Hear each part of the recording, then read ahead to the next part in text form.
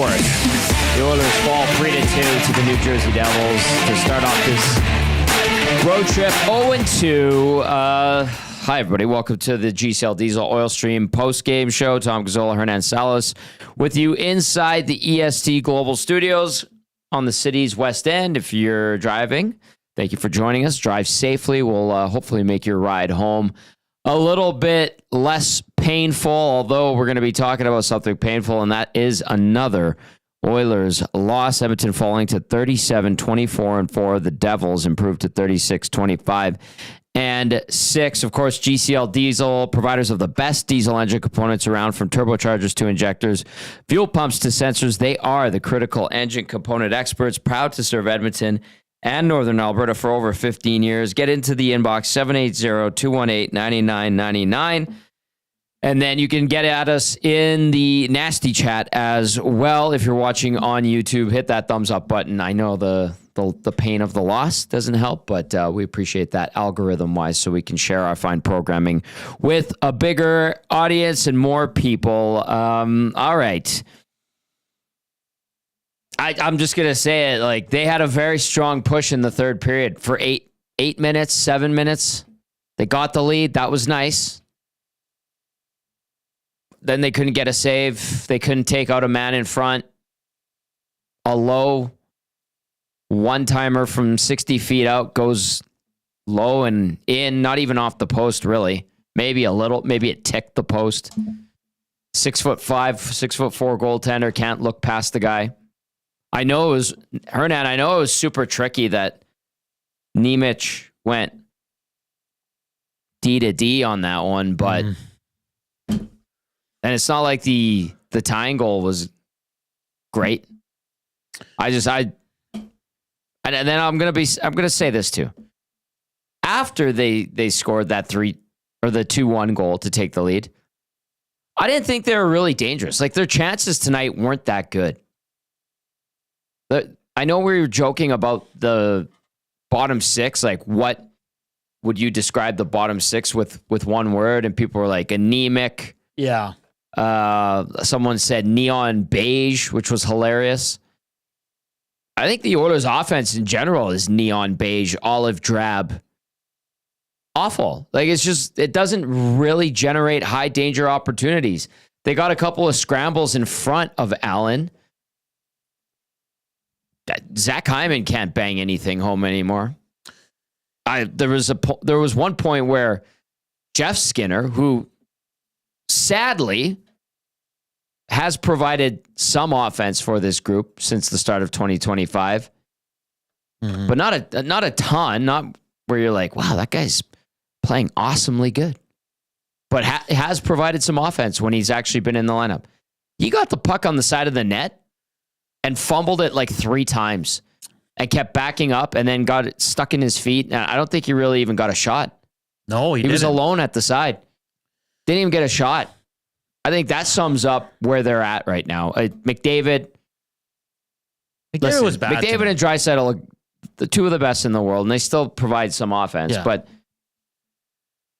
nothing was really that threatening. And even the goals Edmonton scored, like, Draisaitl, don't get me wrong, all due respect to him and the season he's having, and he's going to crack 50 right away here. He's on the cusp of 100. But he could have shot that straight at Jake Allen, and it went through him. Now he shot it really hard. It's a bad goal. It was a bad goal. Yeah. It was a good goal, or it was good for Draisaitl. The Oilers needed it. Finally breaks the goose egg against Allen, who they hadn't scored on all season. And then the Evan Bouchard goal. No redirection. A couple guys in front. That's great. But I didn't think that was an awesome goal either. And it wasn't like it was a high danger area where he scored from. It's good that Bouchard got it. Nice to see. They got the lead. Good juju. You're feeling good. But in general, I didn't watch the Oilers in the offensive zone and go, boy, they're really dangerous today. They're really threatening to score. When they got goals, it was like, oh, a pleasant surprise. That's concerning to me because it's stale like this and has been for a while. There's so much more. Listen, the first period, it was 0-0, and I didn't think they played well. They had like 8 turnovers. And again, it was the same. The top players turning that puck over. They're lucky that the Devils fumbled a few. Better second period for sure. And like you said, the first 4 to 8 shifts for the third period for the Oilers, they were all over them. All over them. But the problem remains the same, Tom. Until Chris I was going to say Chuck Noblock. He's a baseball player. But until Chris Noblock, at the end of the day, just go nuclear. From the start of the game for the rest of the 17 games. Seriously, stop effing around with the lineup. That's all you have up your sleeve. That's the only thing you can think of. So start with it and just leave it and pray and hope that you can find another trio that can chip in. Because the biggest problem with this team, Tom, yes, and the nuclear option got 2 goals. Credit to them. But you get squat from all other 9 forwards. Squat. So from now on, I don't want to see all Jeff Skinner's with drive. Who cares? It doesn't last. And he does the same thing. Listen, New Jersey scored a goal, a fluke goal to go up, 1-0, and he goes nuclear. Trust your team, man. Give the other guys options.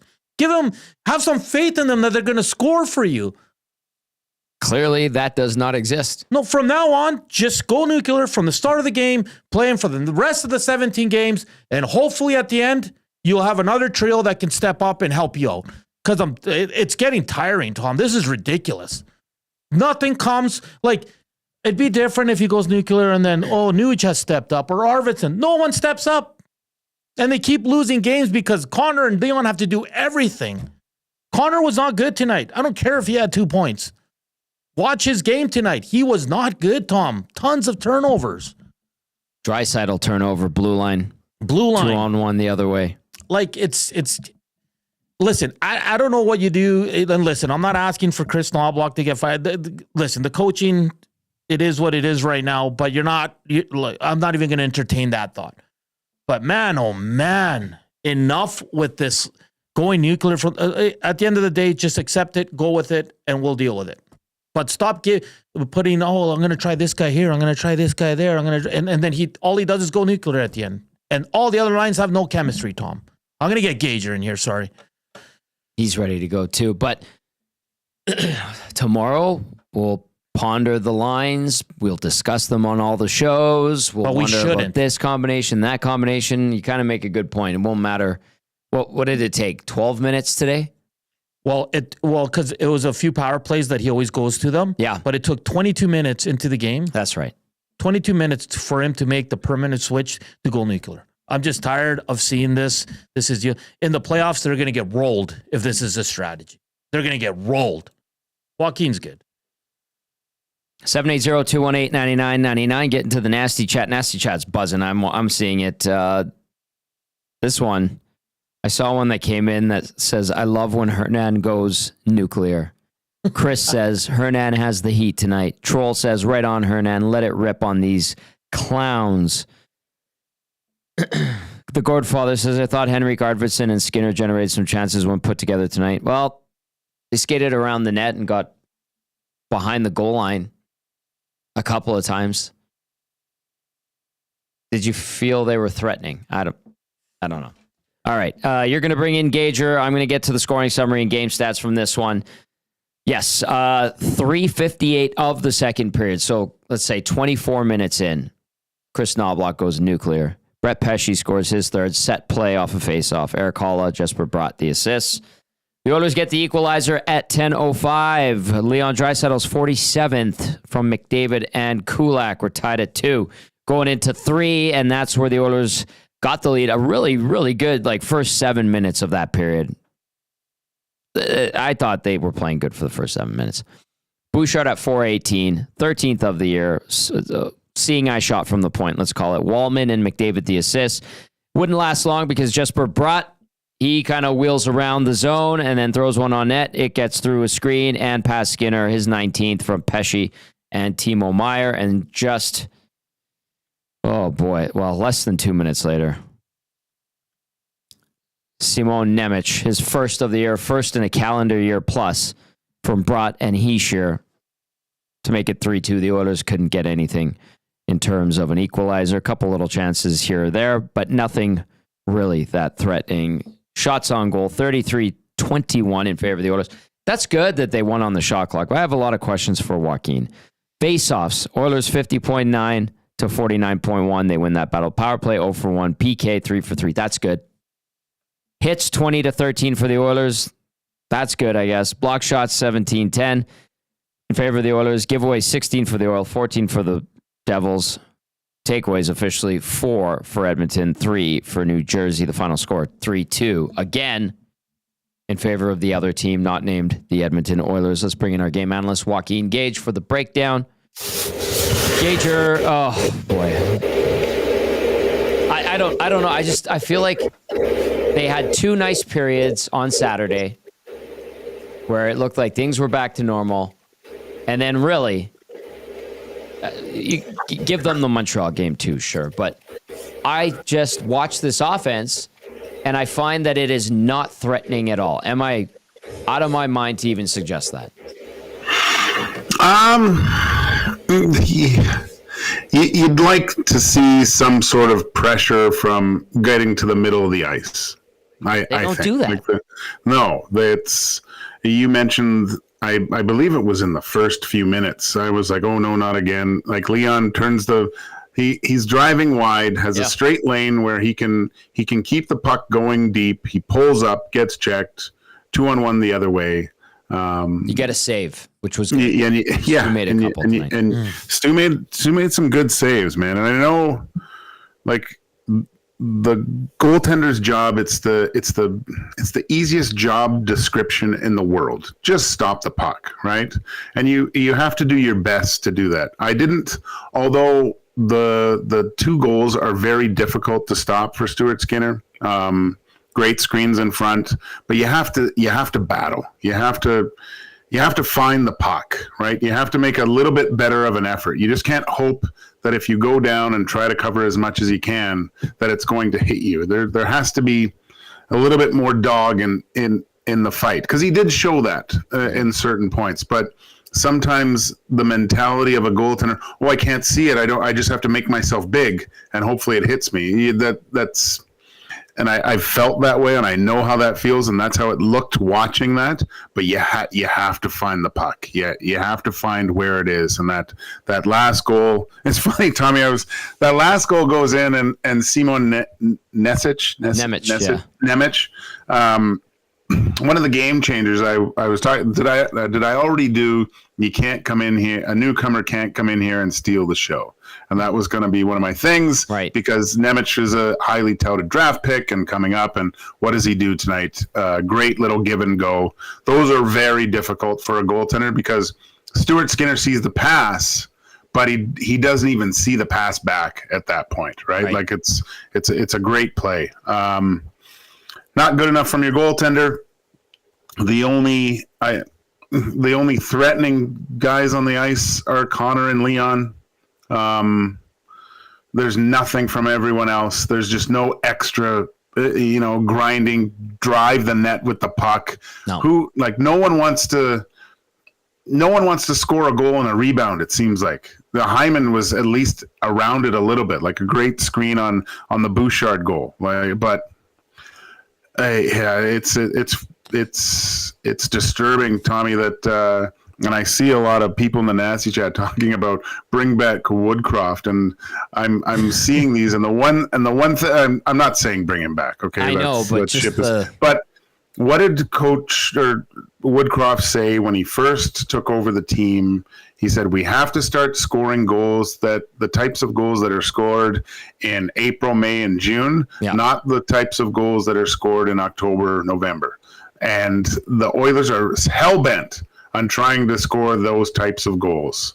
And it just doesn't work. The New Jersey Devils are a great team, man. They're straightforward, bare bones, set up screens, get the puck to the net, battle for everything else. I'm a fan of that type of hockey. And Tommy, they were missing 2 of their best players, right? Like that's Joaquin. Look at the last 2 goals. How many guys were in front of the net? And I agree with you. Skinner eventually has to battle to fight and see the puck. But what would you say to? Because I've seen this a lot too on the Nasty chat in our inbox. The defensemen don't do a good enough job either in front of the net. They're way. Oh, they're watching. They're watching. Yeah. You know, the battle for positioning. Oh, you're going to come stand beside me? Okay, well, I'll try to get your stick there. No, you have to meet him halfway. Make him battle to get to the front of the net. You know, what was driving me nuts on those, you watch those two last New Jersey goals, and even the first one, there's traffic. Right? There's guys going to the net. You watch the end of the game, the Oilers are coming close, and you know you get caught up, and Jack's doing a great job calling it, and you're hearing all this thing. But you look, and there's two guys way out wide. Mm-hmm. There's a guy way up top, and Hyman or Perry are close to the goalie.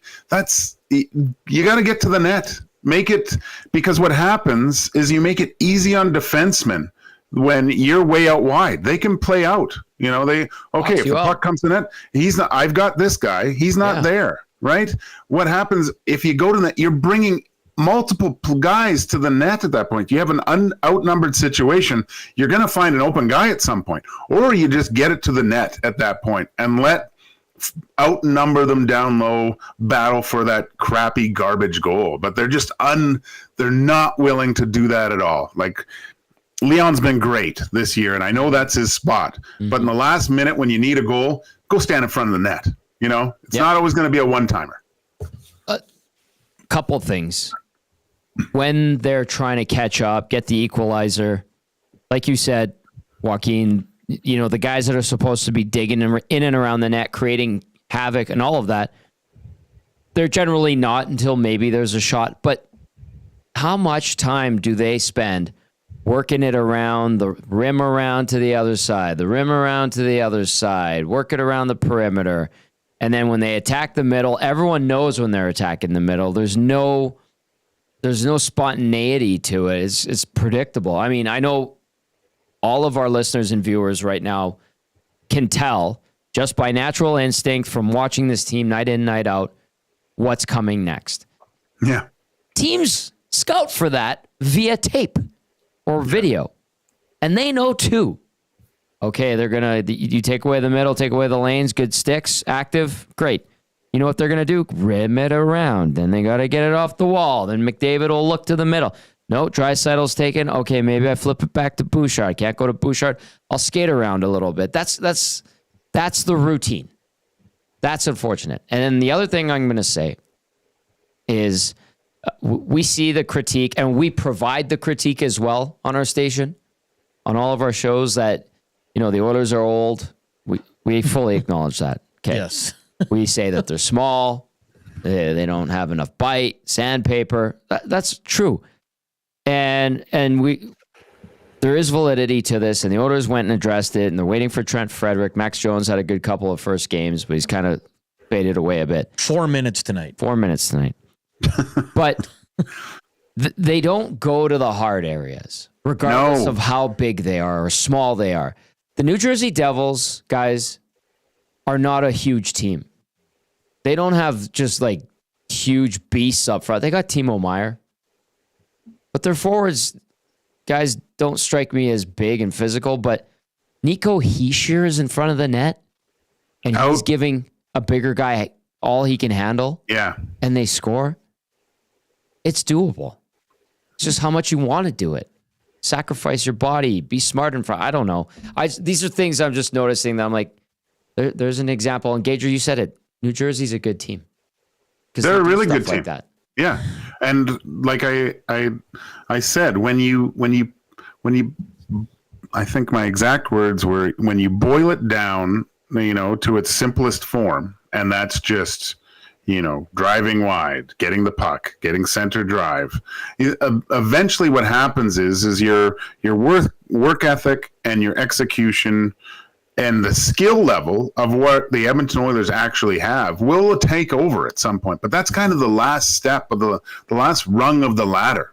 You know, you can't just keep trying to make these pretty plays, and they're nice. Like the Leon goal was fantastic. I loved how he froze Allen there. Like you'd like to see that more. Mm-hmm. But it's always has to be something, you know, that looks good. And there's no garbage goals in this team.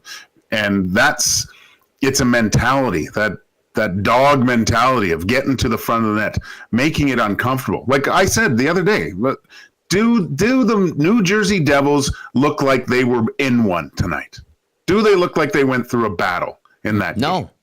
Not one bit. Allen was a little bit fatigued at the end. That's what I saw. But he should look like that after every time in the offensive zone. He's got to battle. He's got to try to find pucks. You get in the eyes of the goaltender. How did they score their goal? They're getting into the eyes of the goaltender. Yeah. Just hard areas, making it difficult.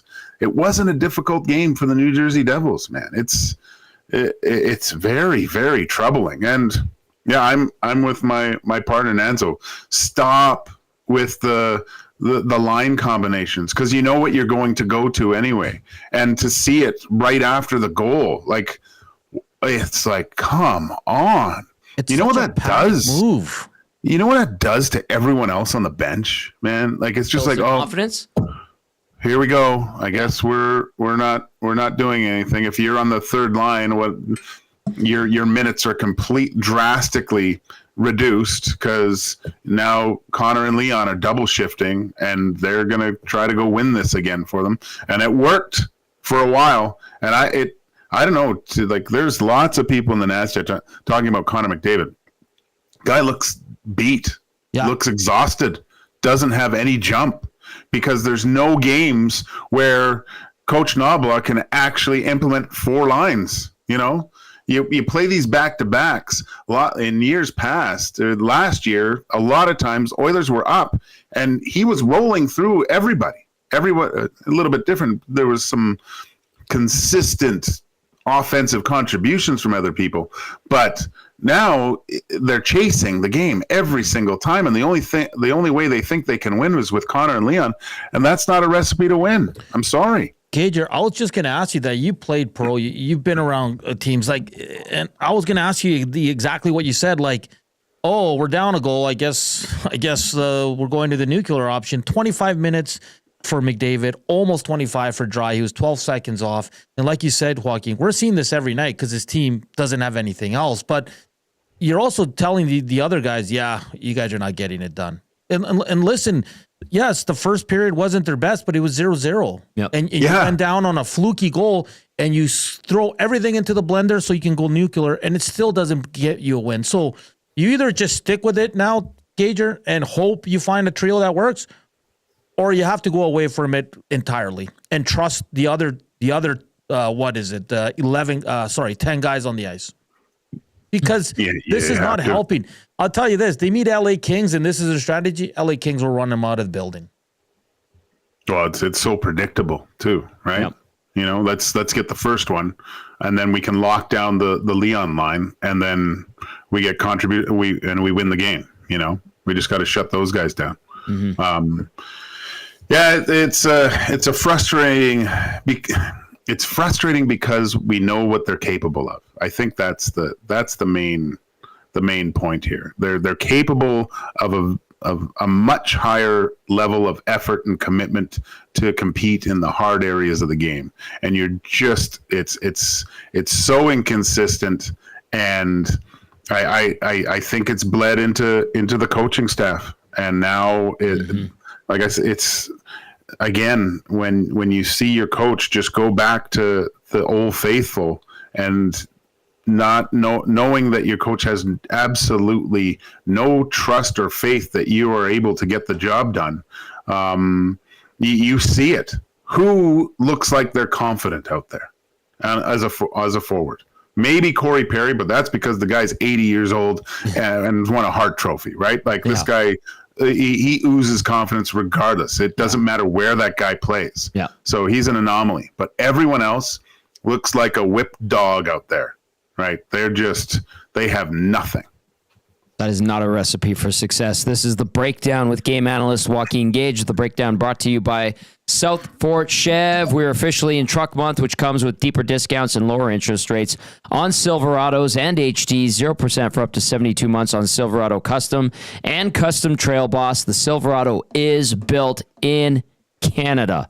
90-day payment deferral, or $10K cash back with the purchase of a new vehicle. Conditions do apply. See dealer for details. www.southfortchev.com. Drive a little, save a lot at South Fort Chev. Gazzola, Salas, Gage with you. The Oilers fall 3-2, 0-2 on this road trip thus far. 2 games to go. Long Island tomorrow. MSG and the Rangers on Sunday. They need to get their butts in gear. Keep the text coming in. We're going to dip into the text line. If you want to comment, obviously, we want to hear from you. 780-218-9999. If you want to bounce a question off of one of us, I would probably say go to Joaquin on most of this and lean on his expertise. Text line, of course, and then via the nasty chat as well. You guys generally know the routine. I think it's time that we do get into the inbox now because we've had our say. We saw some Latino heat. The fire came out a bit. Gager with a measured approach and breakdown. I want to hear and see what the viewers and listeners have to say. This one, I'll start with this one from Big Dave. Says the Oilers offense is clueless at this point. They have zero urgency and finish. They looked lost all night. I knew it was bad when they pulled the goalie and they went up a man and played dump and chase. Glad to see Bouchard get going, and I thought his game was okay. This team has no soul, and whatever the coaching and leadership is doing needs to be overhauled because it's just not working. Tommy's starting to look like the guy who called the season over on November 9th last year. Connor and Leon should be tired. They've played a ton of hockey the last few years with deep playoff runs, but they're also the only guys getting it done. The coach needs to pull more out of the bottom 6 and the defense. That was Big Dave with a bunch there. Good stuff, Big Dave. I hope I don't look like the guy from November 9th, 2023. That was not a good time. Deaky Spark says, hope you got FP1 on to keep you happy tonight, Gager. Some big news. Signs with a killer lap, Joaquin, and Really? Ollie Behrman with a big crash. He's okay, though. Carlos with a crash? No, Ollie Behrman. Oh, shoot. Yikes. You knew there was going to be some wall introductions at this race with so many rookies. So we'll get back to hockey before people start losing their minds. Yes. Hey, Swain stat of the night, real quick, Tommy. Yep. The Oilers have now gone 13 straight games without outscoring the opposition in the third period. The last time they did that was on February 1st. Jeez. So the moral of that stat is score early and hold on. They had the killer instinct last year in the third period. They did. They were one of the best third period teams in the league. remember that? They locked it down. They scored 4 in the third to win it. To me, that's super telling, isn't it, Gager? That's a sign of a confident team too, right? But that's also a coach having confidence to roll his lines too. How many times did you last year during, right around this time, if the Oilers were up by a goal in a 2-1 game, you felt completely comfortable, like 100%. They played with that swagger. Like, you guys don't have anything, and if you mess up, we're gonna go get another one and put this thing completely out of reach, right? Mm-hmm. Coaching's tough in the NHL at any professional level, right? You gotta manage egos, you gotta manage players, you gotta find their best. It's weird that I'm even questioning this, but how do you not when you see a coach? It's fine to say, well, no one else is going. I got to do this. Well, you have to find it with what you got. Like, that's your job as a coach. You gotta find something. You gotta find that spark. I don't know what that is. I mean, the other night I'm watching the Tampa Bay Lightning game at second period. Nikita Kucherov is sitting at the end of the bench, benched because he was giving the puck away. Accountability, right? Leon Draisaitl. Go ahead. On Tom. that thought, I was just going to ask you this, and listen, I know this is dicey, but is there a thought, or if you were a coach, you just mentioned Kucherov there, to try to stimulate the rest of your guys, your skilled guys, the guys who are supposed to score, not name Connor and Leon? Can you embarrass them by sticking the fourth line out there in crucial times. And just be yeah. like, you know what? Screw you guys. You guys don't want to try to score. You guys want to do things the easy way. I'm going to put the worst skill players on our team. God bless these guys. Don't get me wrong. They're great hockey players. Everybody who makes the NHL is a great hockey player. But in this case, I'm putting line 4 out there for a regular shift. I might bench you guys lines 2 and 3 because you're doing diddly squat. But Tom, what does Noblock always say? They're the only guys going for us. So I said outside of Leon and Connor. Yeah. But fourth line, go ahead because these guys aren't doing diddly crap. But right now, for me, guys, like if you told me Nuge was playing on the fourth line, Arvidsson, I'd be like, yeah, okay, because that's how non-existent a lot of these players are right now. And listen, if you want to go nuclear. When you're playing terrible, when you're really fighting it. But they're down 1-0.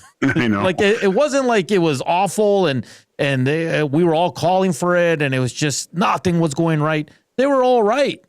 And he still goes to it. As soon as something bad goes, something goes wrong for the Oilers, it's the nuclear option. And then everybody else is like, oh, like I said it the other day, Joaquin, it almost lets everybody off the hook. Yeah. Well, these guys will get us back in the game. Don't worry. It's their responsibility now to win this game. I'm just hopefully. Yeah, I like what you said too, Tommy. That is a motivator. Just to get a little bit something extra. Maybe you start power play 2, right? Yeah. Oh, yeah. Just instead. Yeah. And they start it. Fourth line gets out there. Take a regular More. shift. Takes a regular shift, right? Offensive zone. Whoever Connor's line and Connor's playing with Leon, you pull them out, put the fourth line on there, right? Or whatever, third line. And what it does actually is goes, well, this is my chance now. This now you're maybe you're developing something instead of just putting complete water on any fire that these guys have. And you just become so tentative at that point. And look, you're a professional. You got to find a way to do something here. But tonight's game, I mean, we've been talking about it. It was quite evident that even through to the coaching staff now, this type of play has gone through everyone, right? And it's going to take a lot to get it back to where some semblance of where it was before. I'm optimistic it can happen in 17 games. Okay, sure. They're a veteran team. They should be able to get this together, but they're running out of runway really quickly here. And despite a 2-week break because of the Four Nations face-off, like actual time-wise, this whatever type of hockey we're watching right now has gone on a month and a half. Yeah. A month and a half. They played this type of hockey. One last thing before I go to more texts. You mentioned Power Play 2, Joaquin. I don't even think Power Play 2 exists anymore. It's like Power Play 1.5. Yeah. Because they it is. Yeah. Bellman, Nurse, and Perry out there with McDavid and Draisaitl. Yeah. They're not coming. Yeah. Yeah. No. And that was the whole reason in the offseason to get guys like Jeff Skinner and Victor. And listen, I know they're not working out, but have you given it a legitimate shot? And now you're playing. It's just Draisaitl. By the time the playoffs roll around, boys, Draisaitl and McDavid are going to be gassed. There's nothing left. Connor's got 1 or 2 turbo boosts a game, whereas in most cases you're looking at 10 to 15 a game, right? So that's messed up. Yeah, good point. Good way to describe it. Travis from Southeast Edmonton says 4 out of 8 of the Oilers' top scorers are defensemen, and one of them was just traded to the team. He's only played 52 games this year. The scoring on this team is pathetic. Thank you, Travis. First text for Travis, by the way. Welcome to our wonderful program and station. If you're just starting to get used to it, Conroe, Texas, chiming in says, Skinner is not an NHL goalie, but our defense in front of the net is as soft as butter. How about someone actually hammering someone down in front of the net for a change instead of going in and helping to screen Stewart? This soft crap has to go. Taco, not happy, says, for a second after the Dallas game, I thought the Oilers righted the ship, but boy, was I wrong. They continue to struggle to find ways to win. I'm not panicking yet, but things need to start looking better before the playoffs. Taco, very, very fair point. The Gourdfather says, I thought Henrique, Arvidsson, Skinner generated some chances, then added, players not playing hard for sure. Is it just their nature, or are they giving up on the coach? Hope it's not the latter, but something is up. And guys, we've heard more chatter about Chris Noblock. His decision-making has come into question more so during the span. That's natural whenever a team is struggling to put up wins. They had 3 in their last 10. They might be down to 2 in their last. No, they've got 3 in their last 10 still. But the part about giving up on the coach, and I think we've had to address this a few times. It seems ridiculous. I don't believe it. And the most ridiculous part about it is he's only like 135 games into his tenure. Yeah. Tommy, I've never in my whole professional career been on a team. There only one time in Germany where our coach was kind of a maniac, but we never gave up on it, right? Like I've heard of teams basically just doing whatever they wanted to, right? Everyone's going a different direction, right?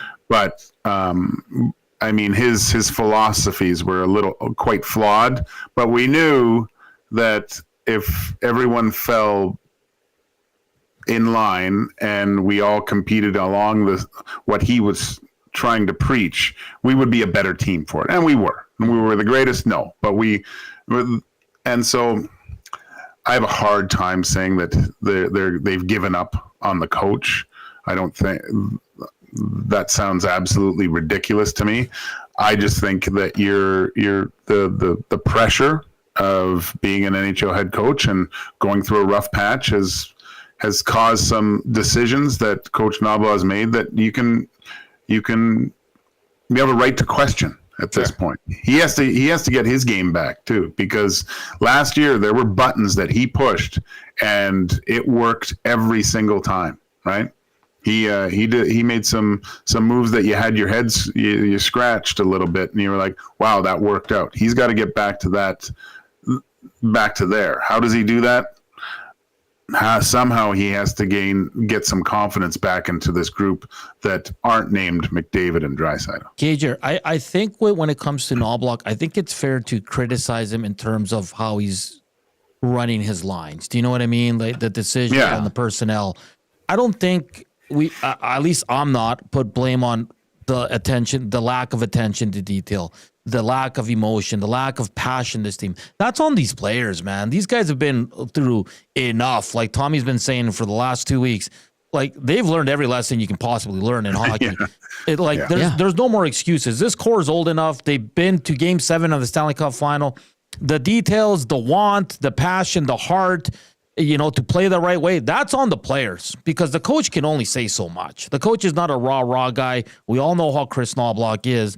And he said it the other day. I can show him. I'll show him video, but it's not going to help, guys, because at the end, the players have to want to play that way. So I think a lot of people are confusing, are people going all over Chris Noblock. I think it's fair in terms of his lineup decisions, but the way the team plays, I think it's more on the players because they don't want to play the right way. That's on them. They're choosing not to play the right way. Yeah. Okay. We talk about the coaches and it feels ridiculous to be suggesting he's lost the room and Gager, great response to through your experiences. I'm going to rattle off number of games coached by a cluster of Oilers coaches here. Then I'll provide the names. Okay. 188, 171, 164, 160, 133, 133, and 113. The guy at 188 is Ted Green. The guy at 171 is Dave Tippett. 164 is Tom Rennie. 160 is John Muckler. 133 is Chris Noblock. 133 is Jay Woodcroft. 113 is Dallas Aikens. By the way, the guy ahead of Ted Green that I didn't include is Todd McClellan at 266. He has coached the 4th most games in Edmonton Oilers history at 266. Glenn Sather, had the 80s, right? Yeah. Craig McTavish had the late 90s, early 2000s. Ronnie Lowe, only 341 games. Third most in Oilers history. Todd McClellan, 266. He lasted 3.25 seasons. He is fourth most on games coach list. That's insane. That's crazy. That's, yeah. These guys. And Nuge had them all. Right? Nuge. I just want to, because some people are saying Hernan, isn't that the definition of losing the room? No, guys, this core has done this with Woodcroft, with Todd McClellan. They've done it with every coach they've had. Yes. Like, enough with the like I said, I don't even want to entertain the thought that they need a new coach. Does Chris Noblock deserve criticism this year? Hell yeah. Sure, of course. But a new coach is not the answer, people. They got to figure it out. They've had 18 coaches in team history. They're in season 40, 45, 44, somewhere around there. 18. And like 10 of them are in the last decade and a bit. It's insane. Yeah, John Cooper at 879. Yeah. Oh, boy. Okay, we do have audio to get to. We're going to get to more text. Gager, you okay for a few more minutes? Yeah, sure. All right. We'll keep Gager. We're gonna drag him kicking and screaming the rest of the way here. We're gonna go inside. I'll stand in front of the net, Tommy. I'll go to stand in front of the net for you, buddy. I know you would. You sacrifice the body. You're gonna muck and grind.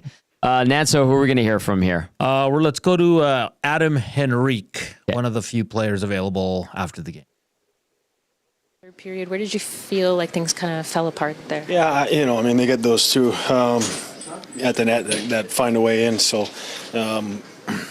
I thought we did a good job with the pushback, but we couldn't find a way to get that next one, even when we were up. And we just got to try to find a way to get a couple ugly goals. Kind of feels like you guys are able to build that momentum, but as soon as you get it, it's pulled away from you. What do you think it's going to take to be able to get out of this funk, if you will? Yeah, you got to just work through it. You got to work. And it's, sometimes it just takes those ugly ones to get you going in the right direction and to be able to build. So, we got another opportunity tomorrow and we'll have a good pushback. Is that a confident mentality that this group has, the fact that you just got to get a couple rough ones? Yeah, I think, it's... the big guys they score all the time. And I think for us, it's for our liner down, the depth to try and find some ugly goals to be momentum boosters. And when it's trying to find that next one to you get the 1-goal lead, you want to get the 2-goal lead and kind of go from there and start to put the games out of reach. But we just got to find a way to get that next one. Talk about that third period. What it was like. You guys seem like you were with them. Yeah, well, I thought we were playing simple, hard and simple. Which we've talked about, putting pucks in and trying to establish the forecheck and kind of pucks off of that. So I thought our line had a few opportunities with pucks and rebounds at the net, but we just couldn't seem to find it. How's it feel to come back here? Is it any different than it was when you left so many years ago? It's always nice. Obviously the team is different, but there's a lot of people here from when I was here, and it's always nice to come back and see some familiar faces. There's Adam Henrique following his team's 3-2 loss. He said it. He recognizes. He said it. Go do it. Yeah, ugly ones was the big thing. We need to get something from the depth. Those two guys are scoring all the time. We need to do something else. Adam Henrique knows exactly what they need to do, right? And so that's encouraging, at least. But now it gets to the point where you got to be willing to do that and play that way for a consistent 60 minutes, right? Yeah. Make it tough on that other team. I'm not saying just, getting in front and scoring goals and getting those ugly ones. It's making it hard on the other team too to go 200 feet with the puck. He's kind of the poster boy for guys who are MIA, among many now, but him from the start of the season. Okay. Andy Pandy says, face it, guys, the rest of the team just isn't good enough. It's been 60-plus games. Jackson's made a series of bad bets that have all failed. Not re-signing Holloway was a massive error. Jeff Skinner and Arvidsson have been colossal failures. Much of the group is listless. Defensive group is worse than last year. Stu Skinner, Bouchard, Nuge, and Hyman have regressed. The group has no identity. Obviously, the players aren't playing well at all, but this is mostly on Jackson. The Kings will steamroll the Oilers. The Kings have lost 3 games all year at home. Do we really want to play Game 7 down in LA? I hate Calgary, but they have way more heart and determination. That's from Andy Pandy. Calgary, Vancouver, yes, I enjoyed that game yesterday. That was good. They were playing for something. It was playoffs, man. It was awesome, man. And good point on the Flames, man. Those guys are playing with house money. No one expected them to be here, and they're enjoying the ride, and they're sticking it to everybody that doubted them. Just for the record, Joaquin and I always had faith in them. But Nanso, didn't we say today, like, do the Oilers, does home ice matter to them? Like, does their positioning in the standings really, is that enough of a motivation to go that extra mile on the ice? No. I'll answer no. Yeah. They say it. They don't do it. They all said it unprompted last training camp. They don't do it. Answer's no. I think this team needs. It's weird to say because through the stretch, this is some adversity, right? And usually when they have a great response to adversity, especially if it's gone on for an extended period of time, like it has right now. But again, it's not a switch. You can't say, "Oh, now these games mean something." These games really mean something. You said it. Is that really the Kings' record at home? They've only lost 3 games at home all year. Yeah. I will verify they're just underway against Washington, by the way. That should be a great game. Nice nightcap. The Kings at home this season are 21, 3, and 4. So if I'm Coach Noblock, I've got that up in the room, in the players' dressing area. The Kings' record at home. Maybe it's not chop wood, carry water, but I think it can resonate with a lot of players here. Do you really want that? I just think this team. I don't even think that gets them going, to be honest. like we're to the point where Tommy and I have been saying this for the last month with their struggles. Like, enough, Matt. Like, it's time to step up here and say we're the Edmonton Oilers, man. We're a Stanley Cup contender. Like, I don't think they need extra motivation or anything. Their motivation be that they lost in Game 7 of the Stanley Cup Finals. Then you want to get back there. That's it. It's really disheartening. I don't know. You guys probably didn't flip over, but to the Leafs-Panthers game. But I mean, the Panthers they're a mean, nasty hockey team that clawed back and won that game. Right? That's a team that knows how to get it done, Joaquin. Yeah. They're only 8-2 in their last 10. No big deal. Tommy, you might know this a little bit more than Joaquin and I. Dusty asked, and because this was brought up the other day on our show, has there been a players-only meeting at some point this season? Tommy, I don't think they've had one in years. They have had them, but this year there has not been any inkling of that happening. Nobody's caught wind of it. Nobody's reported one. I haven't heard of that yet. Because last year during their struggles right up until November, did they have one? I don't think they did, because I kept looking for someone to tweet about it and say, oh, they're having a play.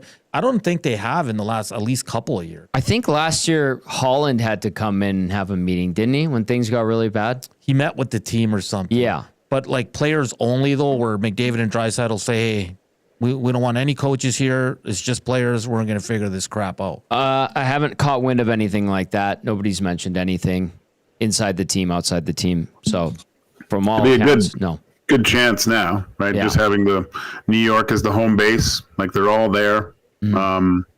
This is where, there's a text, meet at 14:32 at 9:00 tonight, right? Yeah. And everyone shows up to, it's probably either Connor or Leon's room, and stuff gets sorted. Yeah. Hammer it out, yeah. Have some Perriers available on ice. Okay, Gager. We've beat this crappy 3-2 loss to death. They get a chance to totally redeem themselves tomorrow on Long Island against an even worse Islanders team.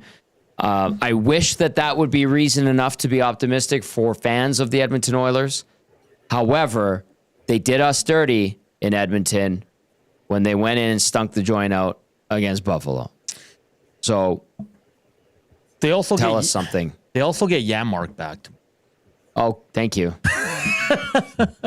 Hallelujah. And I like this one from Steve. He goes, they did hold a players only meeting. The bottom 6 didn't show up. Oh, well played. Save it for the morning show. Oh, hot takes. Hot takes. That was this morning. Islanders, by the way, 4-6 in the last 10. They've dropped their last 2. They are 5 points back of Columbus and the New York Rangers for the final playoff spot. Dim hopes of making a go of it, but they beat Edmonton tomorrow. A vulnerable Oilers team. They could be back in the mix. How do you regroup for tomorrow, Gager?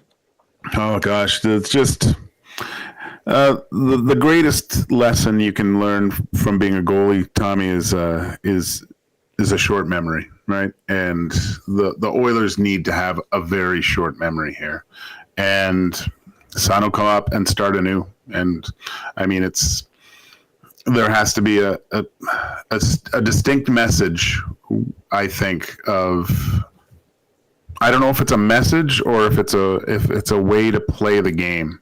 And I think that has to start from your leadership. Start playing in a fashion that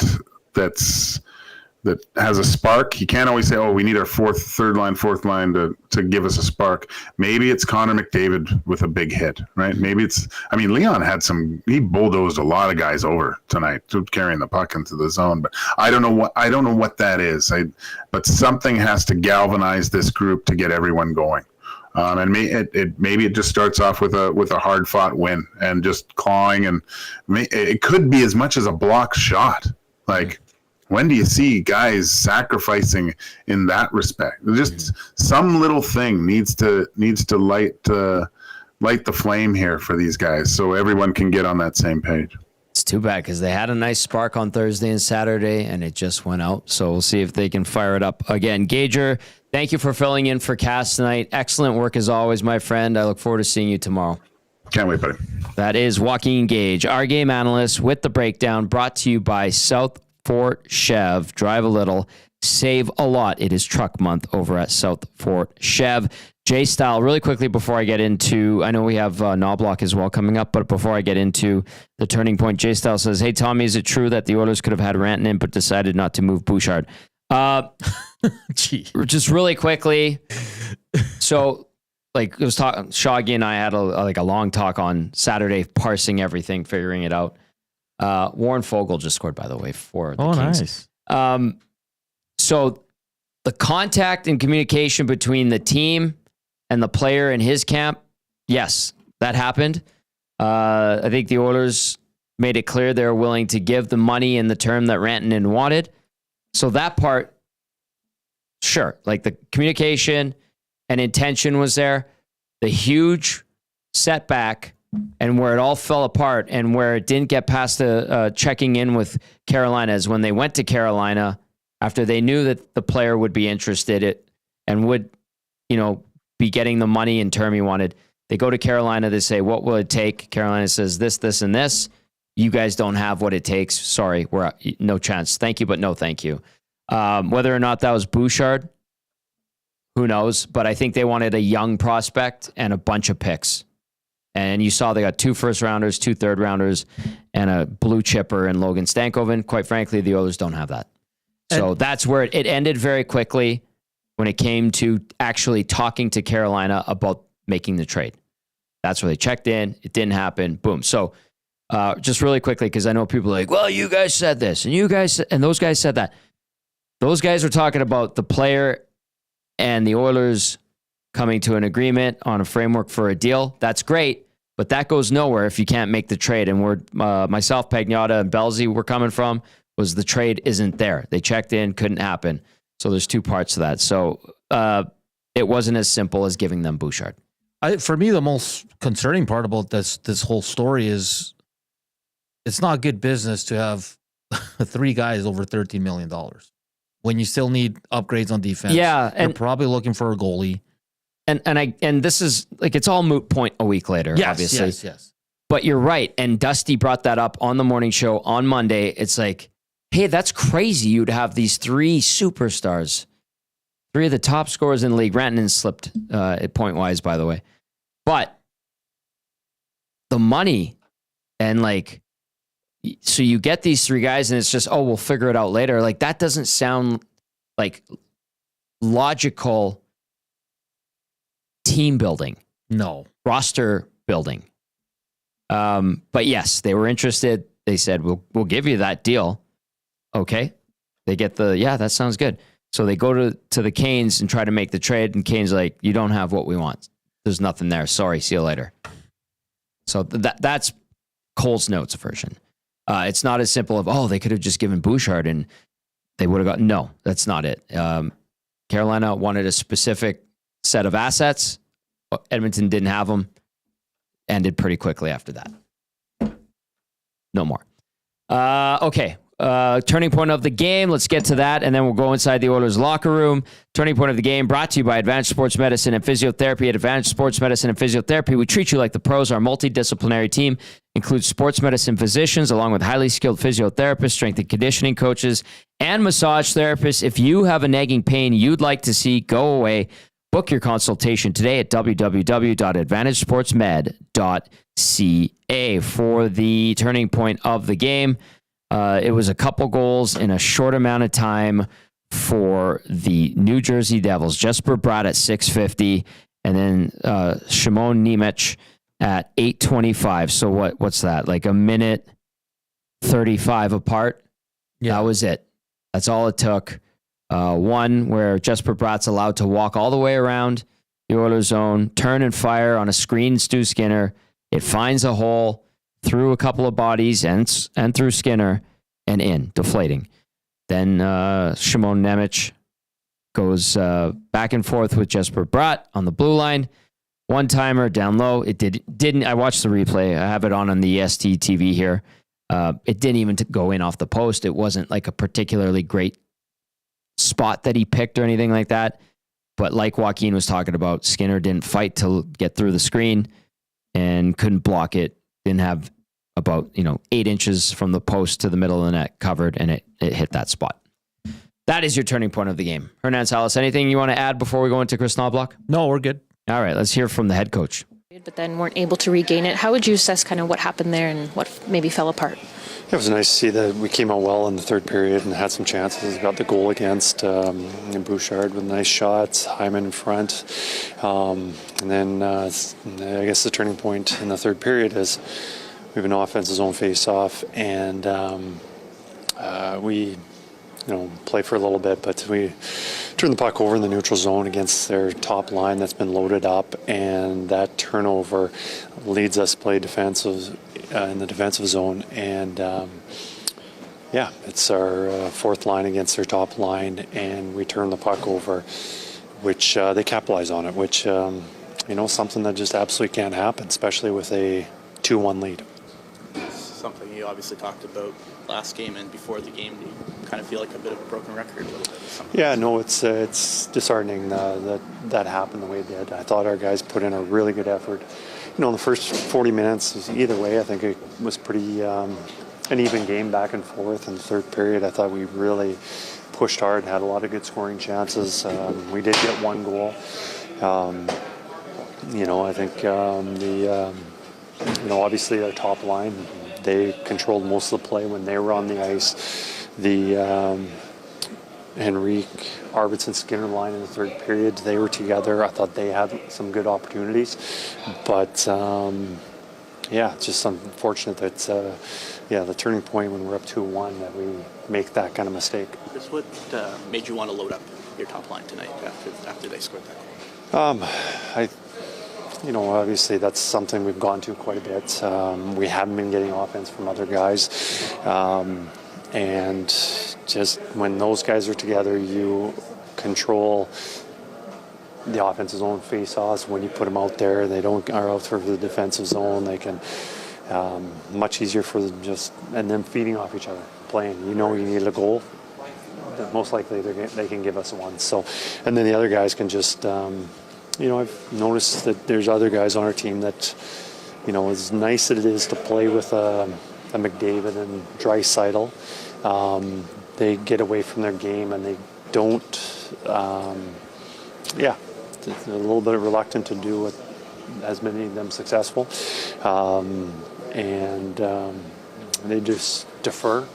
When they're away from them, playing with other guys, their game is a lot simpler, a lot more direct, and a lot more efficient. So, we saw that in the third period with some of the guys, created scoring chances, played a lot better than they had previously. So, something obviously I'll have to make note of in the future.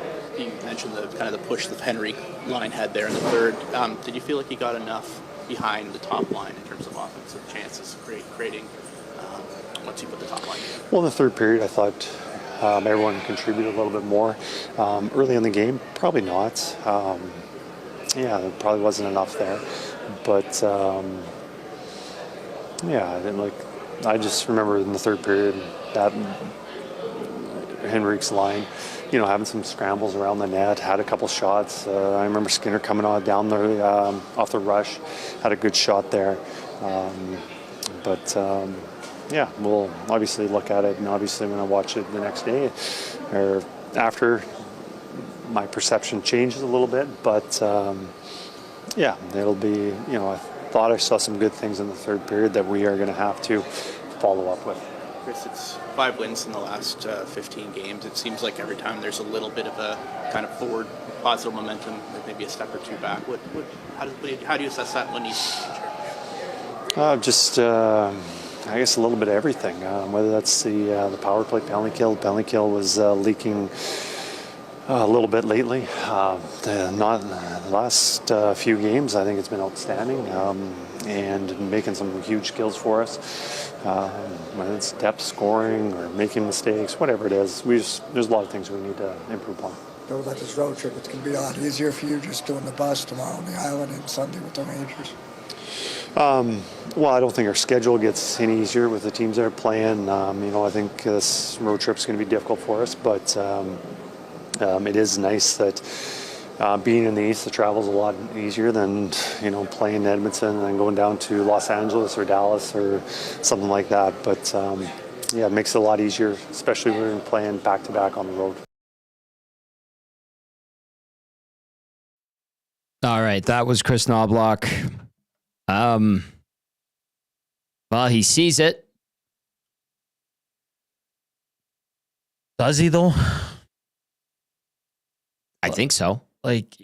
He's saying it, but he's still not doing anything about it. His guys aren't doing anything about it either. Fair. And I just he got asked about why did you go and you're not getting he's kind of stumbling around trying to find the proper words.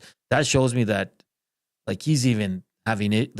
He's kind of lost. He's kind of at a loss, if you will. At a loss for what to do with this lineup. Yeah. Yeah, I was thinking that too, listening to him, because the way he was kind of rambling, it was almost like he was trying to figure it out as he was describing it.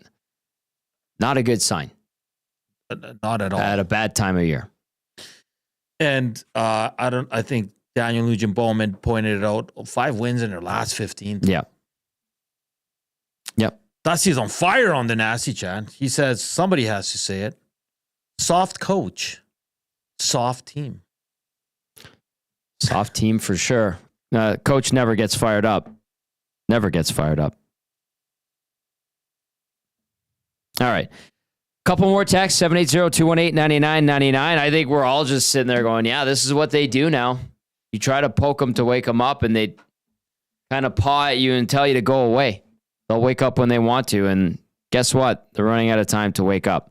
5 wins in 15 games, not acceptable for a cup contending team, especially not at this time of year. We're in the stretch drive. You can't play crap hockey. You can't play your worst hockey. You can't get into a funk at this time of year. This is where it elevates. Mm-hmm. This is where you get hungry. This is where you start to taste the playoffs. This team still having their morning cereal. Still groggy. Yeah. And we're at game 65. All right, let's get to the Damon Bunting Real Estate Player of the Game. Damon Bunting, consistent top producing realtor in Greater Edmonton and area for 17 years. He and his team would love to make you or help you find the right home or make the move from your current home. So check him out, DamonBunting.com. Visit his Instagram at Damon Bunting Real Estate. Hernan Salas, who is the Damon Bunting Player of the Game. Damon Bunting now with the agency. I got to go with one of the Devils players. I know a lot of people are saying, Hernan, pick Jake Allen, but I really don't think he was tested that. I don't think the goals he let in were that good either. No, so I'm going to go with a guy that's been awesome this year. He lost his partner, but he's still producing. Jesper Bratt. He had a goal and 2 assists, +3 on the night, 20-59. He was excellent. He also had 3 shots and 1 block. So Jesper Bratt gets the Damon Bunting Player of the Game for the agency. Yeah. Jesper Bratt had a nice season against the Oilers. They only played each other twice. That's 6 points in 2 games for Bratt versus Edmonton. Pardon me, 5 points in 2 games. Still pretty damn good. They beat him 3-0 and 3-2. He was in on 5 of the 6. Pretty damn good. All right, some text to wind things down. Slide those in, 780-218-9999. C-Max from Southside. Say, hey, boys, Tommy, when are we expecting to see Trent Frederick? Don't know what we do here. Hope for a W tomorrow, I guess. Tough times. Very true. Frederick, I was told like 10 days to 2 weeks. I'm guessing it should be sooner than that, but I don't think that those high ankle sprains, you talk to Belzy and Cass, and they say that those high ankle sprains are A, painful, and B, they take forever to go away. And it's just when you get to a point where you can tolerate them. I've never experienced one, thank God. But both guys say that they're, and I'm sure Joaquin's dealt with it being a goalie, but yeah, it was kind of that 2-week window, 10 days if you're optimistic.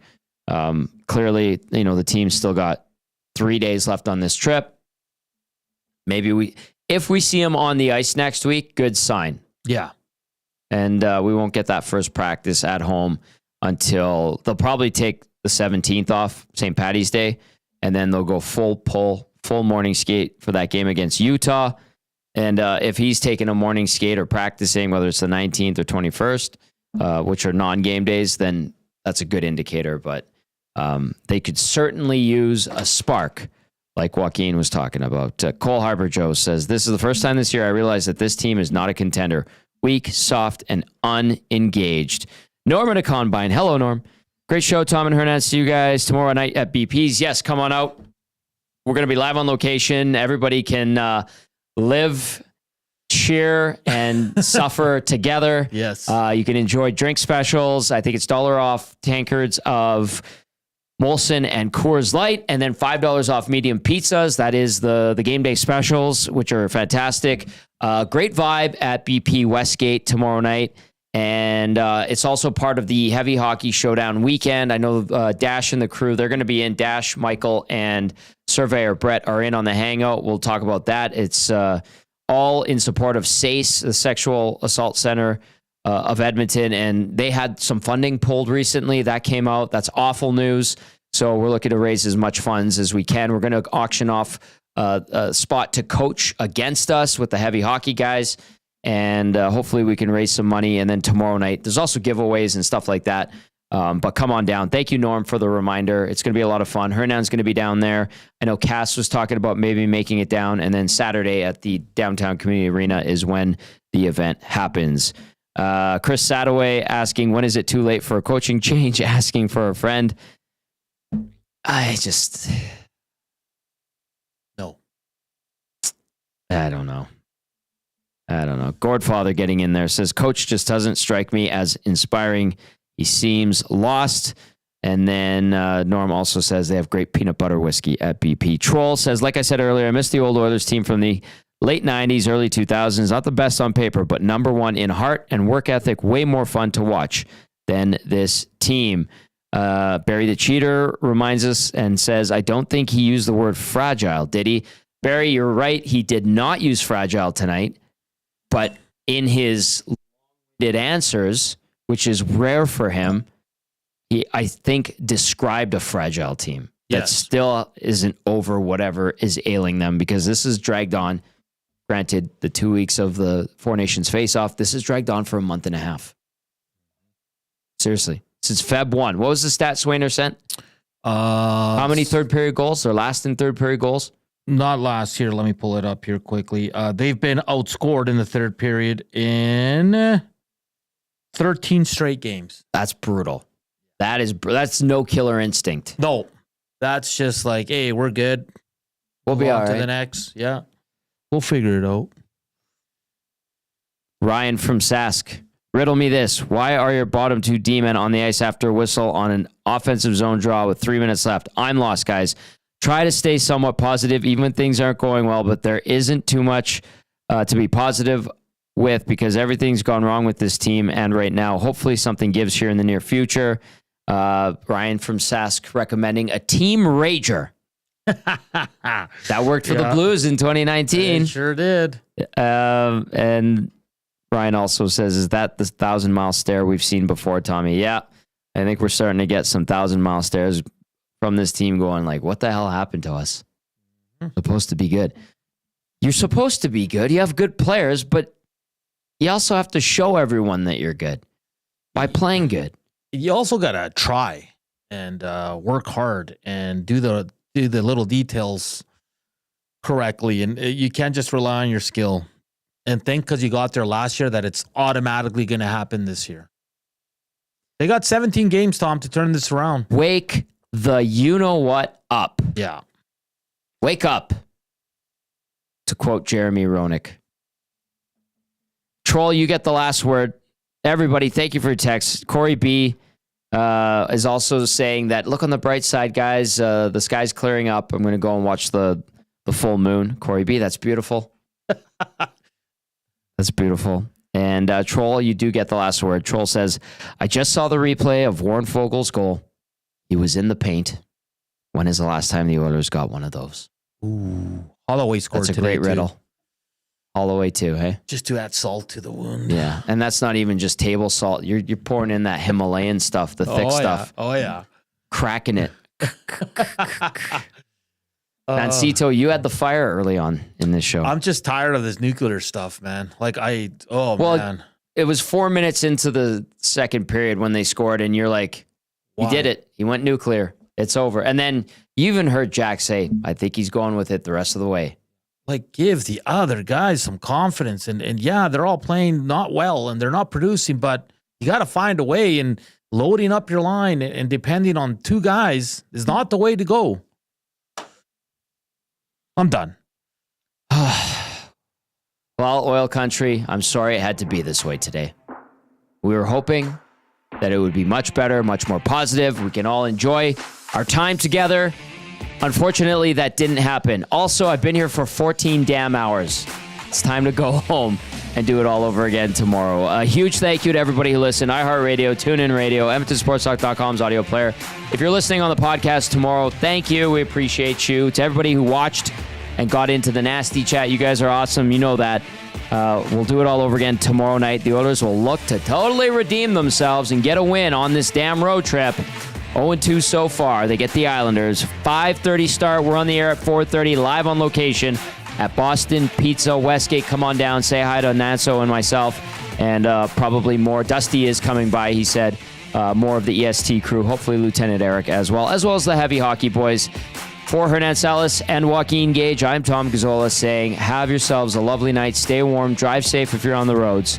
Ciao for now.